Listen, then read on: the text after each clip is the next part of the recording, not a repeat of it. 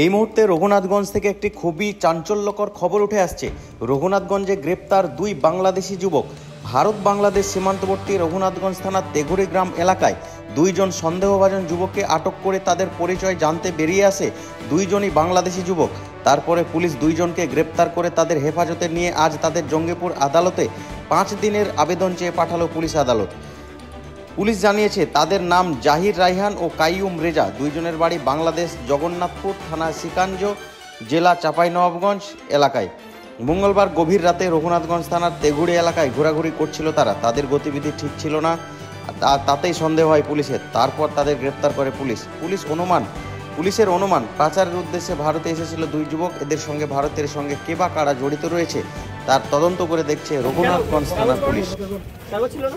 না, আমার এক্সাম শেষ হয়েছিল, আমি অনেকদিন থেকে ভাবছিলাম ইন্ডিয়া যাবো। আচ্ছা, এখন ভিসা অফ আছে, এই জন্য আমি কিভাবে এলে